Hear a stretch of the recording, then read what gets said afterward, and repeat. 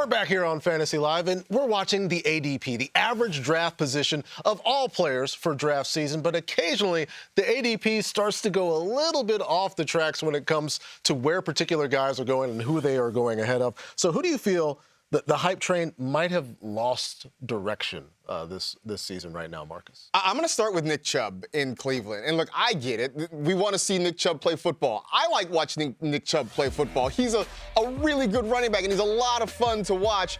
He also suffered a really terrible knee injury last season. And I think everybody kind of got really overexcited when we saw videos of him doing squats and working out and that sort of thing. But now he's going to start the year on the PUP list, which is sort of what I expected at least. They've got a couple of guys there in Jerome Ford and Deontay Foreman that can handle the workload. The Browns don't really seem in a hurry to try to rush him back in this situation. But I was seeing that ADP jump up to the 8th round. I just didn't really understand that. I think we were a little too optimistic. The other guy that I think has, we've lost the plot with a little bit might be the Ravens wide receiver, Zay Flowers. Because Flowers, I know, had a really nice rookie year last season. He was the wide receiver 30. He's being drafted right now as the wide receiver 28. And I just wonder if there's enough targets to go around in an offense that has been one of the run heaviest in the league for years. You look at what happened last year when he and Mark Andrews were together.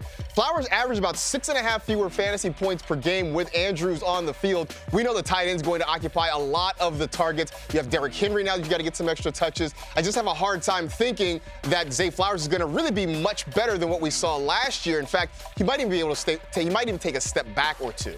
Yeah, I sticking with your theme with Nick Chubb, aging running backs, and one is Alvin Kamara. And I know everyone still kind of loves him. He's been great with us for fantasy for so long, but his efficiency continues to decline, and volume is what has really elevated him.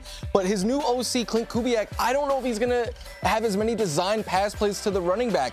Last year, when he was with San Fran, CMC had 25 less targets than in any other full season he has played before. And when he was with the Vikings as their OC, neither of their running backs got to 50 targets. So if the volume there drops, it could get real ugly for Kamara. And sticking with this theme, Aaron Jones. I know he finished strong last season, but he averaged just 12 fantasy points per game, which was his career low as a starter. He will be 30 come the end of the season.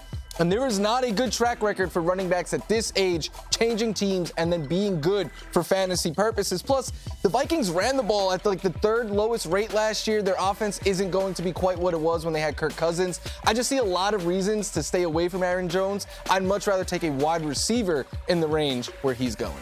I will pile on as well with my particular player where the hype train might have gotten a little bit off. And again, the ADP has been solid this offseason for Joe Mixon. He goes to an offense that we love. We want pieces of the Houston Texans offense. I just don't know how many carries are going to be available for Joe Mixon. They bring in Stephon Diggs, year 2 of C.J. Stroud. I think there's a lot of action through the air. It's not that far off, but I think there's better backs. Alvin Kamara being one of them who I believe in more. DeAndre Swift going 6 running back spots behind Joe Mixon right now. I think for the particular value, you can do just a little bit, just a touch better. We